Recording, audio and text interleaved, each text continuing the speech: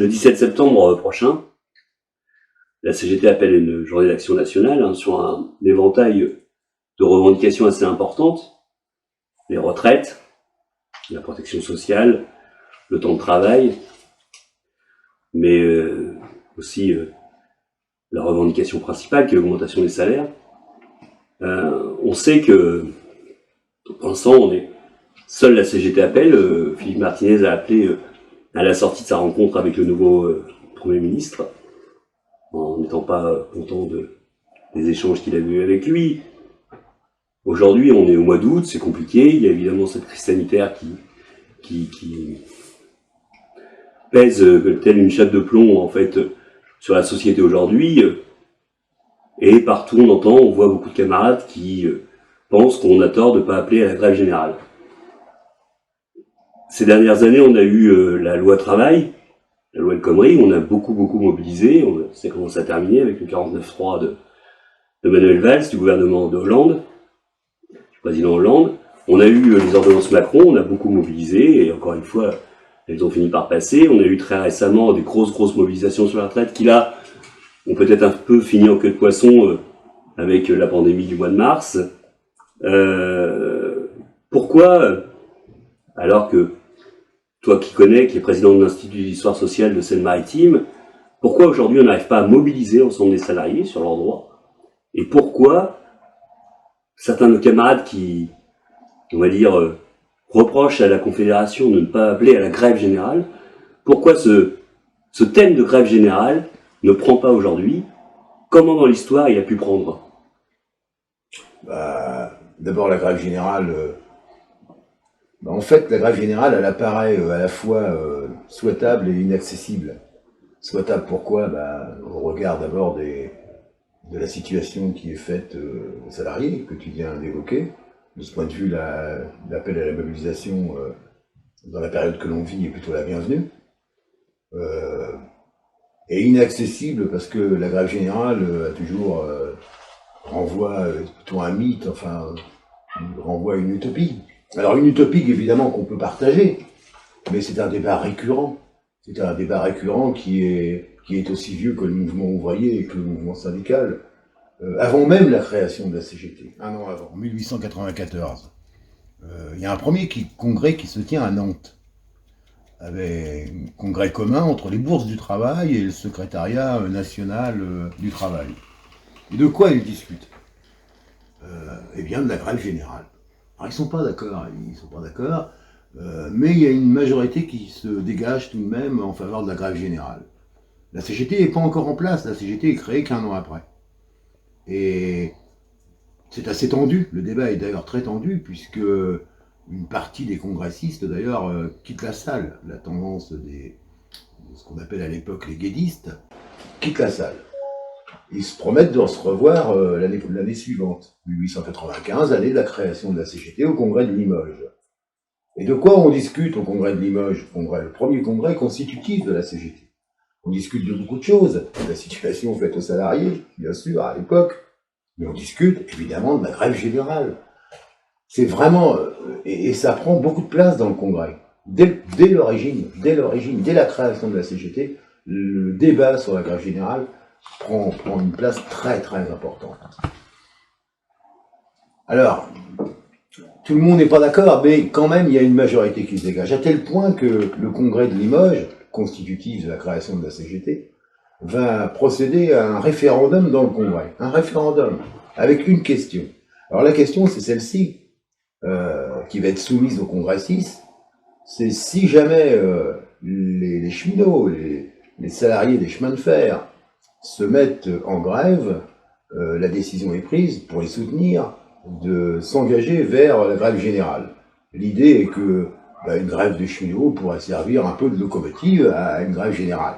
C'est extraordinaire, ça nous renvoie à un débat que nous avons eu il y a quelques mois.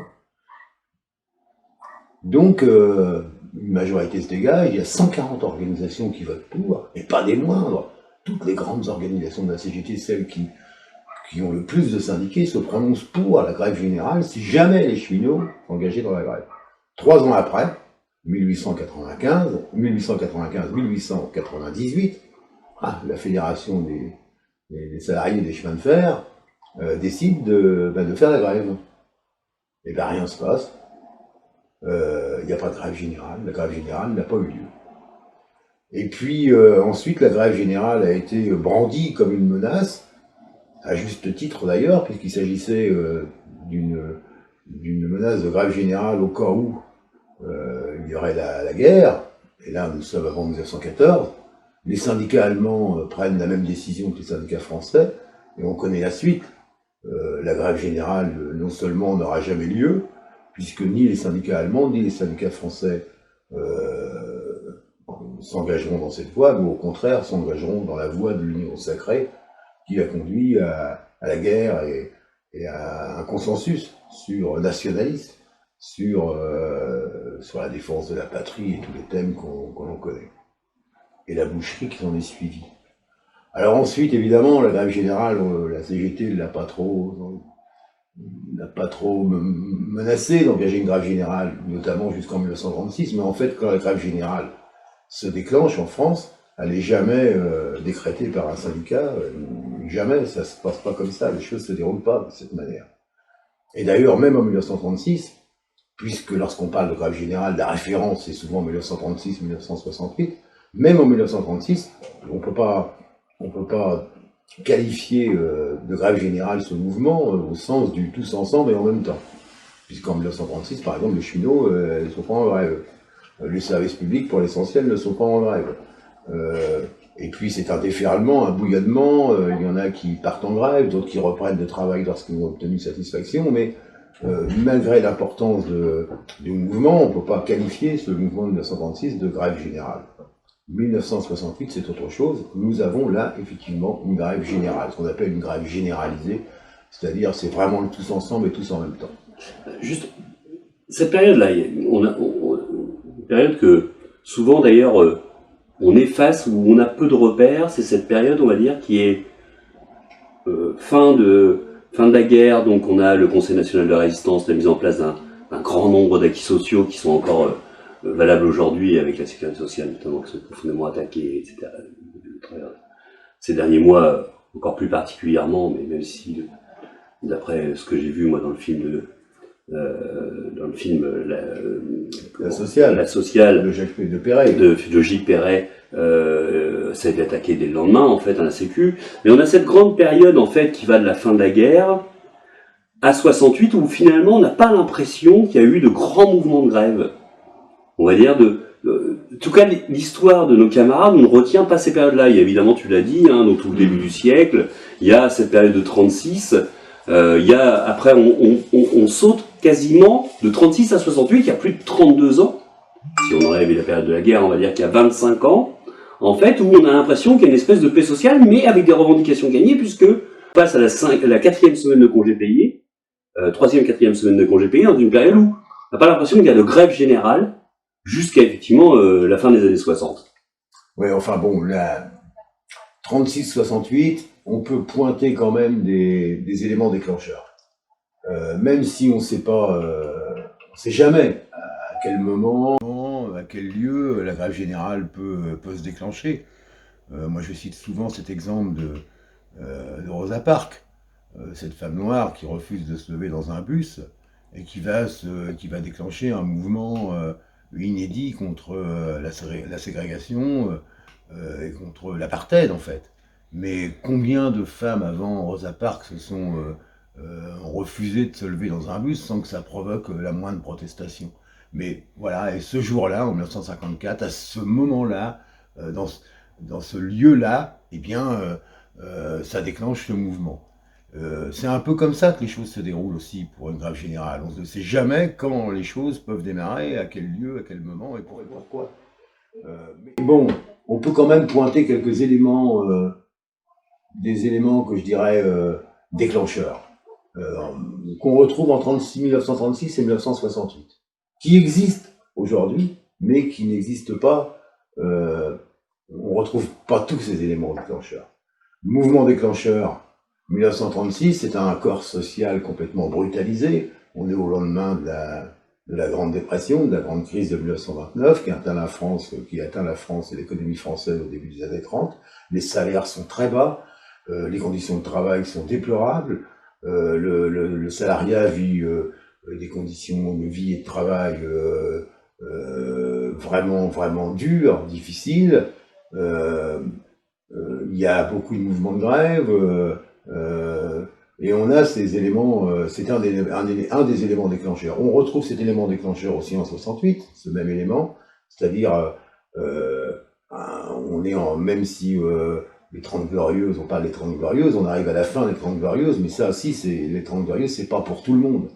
Pour la majorité des salariés, ils ne vivent pas les 30 Glorieuses de la même façon que les gens qui sont plus aisés, qui ont plus de facilité. Eux, ils vivent les 30 Glorieuses aussi avec des salaires très bas, avec des conditions de travail qui sont pas à la hauteur. On a ces éléments déclencheurs là. Entre le champ politique et le champ syndical, en 1936, les grèves se déclenchent, alors que le Front populaire vient de gagner les élections. Et donc il y a cette convergence entre le mouvement syndical et le mouvement politique. En 68, le rapport entre gauche et droite est plutôt favorable à la droite, mais pas pour très longtemps. Il y a un espoir de changement. Lorsqu'on milite, lorsqu'on s'engage, si on sait qu'on peut s'engager, qu'il y a une possibilité de vivre dans un monde meilleur, c'est plus facile de s'engager que si il n'y a pas de perspective à l'horizon. Donc il y a aussi un travail syndical de longue haleine. En 1936, les mouvements de grève se déclenchent dans les grandes entreprises, les grandes unités industrielles, où il y a un travail de fond qui est fait depuis des années, notamment par les syndicalistes de la CGTU, qui sont des syndicalistes très politisés, qui mènent une bataille depuis des années dans ces entreprises. En 68, il y a aussi ce travail syndical dans les entreprises au plus près. Alors ça, c'est intéressant parce que il y a aussi ce que je dirais une homogénéité du salariat. En 1936, ce sont les grandes unités industrielles, ce qu'on a appelé les forteresses ouvrières. Alors, bon, le mot est peut-être mal choisi, mais ça veut bien dire ce que ça veut dire. Et puis, en 68, on est au summum du salariat. C'est-à-dire qu'il y a une homogénéité du salariat. Ces éléments déclencheurs, qu'on voit bien qu'aujourd'hui, on les retrouve pas, à l'exception peut-être d'un corps social brutalisé, puisqu'aujourd'hui, on a une multitude de petites entreprises, on a les grandes entreprises et les grandes entreprises industrielles, les bastons ouvriers qui n'existent quasiment plus. On a plutôt des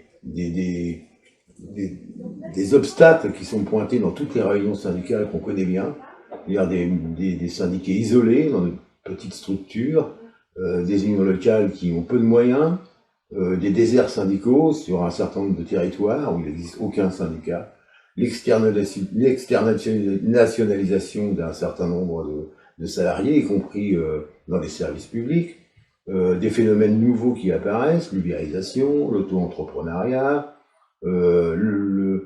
là où on a des nouvelles implantations, notamment dans la grande distribution, dans les EHPAD et dans plusieurs endroits, ce sont souvent des salaires très bas et une répression féroce. Et puis aussi ce qu'on appelle le reste à vivre, c'est-à-dire le reste de pouvoir d'achat qui reste à vivre à la fin du mois. Tout un ensemble d'obstacles qui freinent l'action, qui freinent la syndicalisation et qui freinent la prise de conscience et qui font que la grève générale apparaît comme souhaitable mais en même temps inaccessible. Alors évidemment, on va passer effectivement toute cette période des années 80 et 90 qui va voir, on va dire, une perte de vitesse importante en termes de syndicalisation et on va dire d'engagement militant, pour arriver effectivement à maintenant, hein, et cette période, donc, ces grandes mobilisations qu'il y a pu avoir, 95, 2002, etc., et 2010, 2016, 2017, 2020, 2019. Est-ce que tu penses qu'aujourd'hui on a une capacité à mobiliser au-delà, on va dire, de notre propre force syndicale, parce que on a l'exemple à Dieppe, on peut pas dire qu'on soit une ville qui se mobilise pas. On fait des manifestations d'ampleur. On a eu le 5 décembre dernier, 2019, 5000 personnes, ce qui est une grosse mobilisation, hein, pour dire, même dans des périodes où on a gagné beaucoup plus de choses, il n'y a pas eu forcément des mobilisations plus nombreuses, mais on n'arrive pas à bousculer, et en tout cas on n'arrive pas à gagner, à faire reculer les différentes lois contre lesquelles on se bat, ou les différentes décisions politiques qui vont à l'encontre du monde du salariat. Aujourd'hui, on est dans plein, là, et on est vraiment dedans avec cette période de crise sanitaire sur la grande mode de la négociation collective d'une régression sociale importante avec ces conditions en disant soit vous travaillez plus, soit vous gagnez moins, soit on vous licencie. On a toutes ces négociations collectives.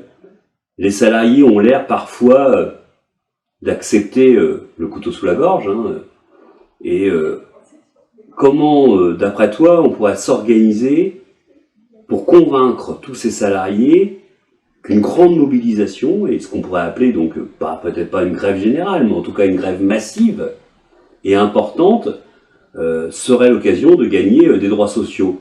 Qu'est-ce qui nous empêche aujourd'hui, malgré le fait qu'on ait la revendication, qu'on ait des revendications appuyées, expliquées, on va dire même clairement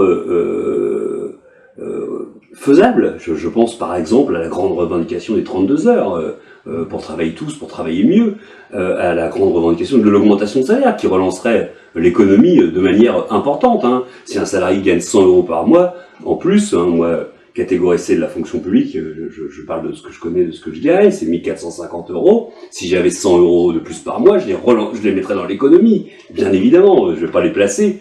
Donc, qu'est-ce qui empêche les salariés de se mobiliser en masse et en nombre pour obtenir satisfaction à leur revendication aujourd'hui, en 2020, au mois d'août, enfin pour le mois de septembre? La mobilisation, en fait, tout peut arriver. Hein. On peut avoir des mouvements de grève qui vont jusqu'à la grève générale. Tout peut arriver. Il faut pas tous les obstacles que j'ai indiqués peuvent être balayés lorsque les salariés, même au-delà d'ailleurs, lorsque la population décide que ça suffit comme ça et qu'il faut changer radicalement les choses, on le voit par ailleurs, on le voit dans d'autres pays, mais pourquoi pas la France, les choses peuvent effectivement prendre un tour plus radical. En fait, donc tout peut arriver. Moi, je suis pas pessimiste, hein, mais en fait, tu dis qu'est-ce qui empêche, il y a quand même, on a un élément qui empêche beaucoup. Je disais tout à l'heure que lorsqu'on croit pas en un monde meilleur, lorsqu'on est persuadé que les choses sont pas possibles d'accéder à un monde meilleur, à un monde où les gens pourraient vivre mieux, c'est beaucoup plus compliqué de s'engager, et c'est encore plus compliqué d'ailleurs de s'engager dans un mouvement de grève. Pour militer, il faut y croire. Et donc là, je disais tout à l'heure que, en parlant des mouvements de grève de 36 et 68, la convergence entre le champ syndical et le champ politique, aujourd'hui, on manque cruellement d'une perspective qui permette vraiment une perspective à gauche, qui permette vraiment d'avoir un espoir et ne pas avoir à l'horizon un mur. Et pour l'instant, c'est le mur qui se dégage à l'horizon. On va pas. On a vraiment besoin d'une alternative. Le mouvement syndical a besoin de cette alternative qui permette de déclencher, de débloquer un certain nombre de choses concernant les mobilisations. Alors tout n'est pas perdu, je veux dire, parce que tout peut arriver. Alors c'est vrai que le gouvernement, le pouvoir a des stratégies aujourd'hui complètement différentes qu'il y a quelques années. Il y a une volonté de résistance féroce, parce qu'eux ils développent un système et vantent un système économique en disant c'est le seul qui existe, il n'y a pas d'autre alternative. Donc vraiment, il faut débloquer ces choses sur les questions d'alternatives politiques, économiques, sociales. c'est très très important. Quand je dis qu'ils sont recroquevillés, y compris sur leur volonté de rien céder, lorsqu'on parle des mouvements qui ont eu lieu dans les 25 dernières années, 30 dernières années, on prend en 95, 2003, 2010, 2019, tu citais les luttes concernant les luttes contre la loi, concernant la remise en cause du Code du travail. Ce sont des luttes qui ont eu lieu, qui sont très très importantes. Il faut savoir qu'on va se souvenir qu'en 2003, il y a eu au moins à 2 reprises, même un peu plus, des manifestations qui ont rassemblé 2 millions de manifestants. Un mouvement de grève qui a duré quasiment 5 mois, des journées d'action professionnelle innombrables. Donc il y a vraiment une volonté de la part du gouvernement de rien céder sur le fond. Et bon, t'as rien cédé sur le fond, c'est-à-dire sur les dogmes qu'ils développent, c'est-à-dire ils ont un dogme par exemple qui concerne par exemple le temps de travail. Pour eux, ils sont obsédés par le fait qu'il faut que les gens travaillent plus et qu'ils partent en retraite le plus tard possible. Ils sont obsédés. C'est un dogme économique ultra libéraliste. On sait bien que ça mène à l'austérité, ça mène à une vie plus difficile, mais c'est un dogme pour augmenter les profits, les dividendes, etc. Et on est confronté à ça aujourd'hui. Donc c'est aussi une bataille en même temps qui est autant syndicale que politique. Et si on n'a pas cette convergence entre le champ politique et le champ syndical, eh bien, ça rend les choses évidemment beaucoup plus compliquées et beaucoup plus difficiles. Mais les choses peuvent se débloquer.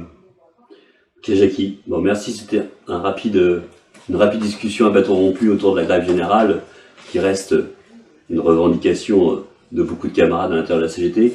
Ce qu'on peut en tirer, c'est qu'en fait, quoi qu'il arrive, elle se construit, et que avant la grève générale, il y a surtout la grève de masse, celle qui peut faire pencher la balance dans le camp des salariés. Et je pense que en préparant ce 17 septembre, il faut avoir ça dans l'idée.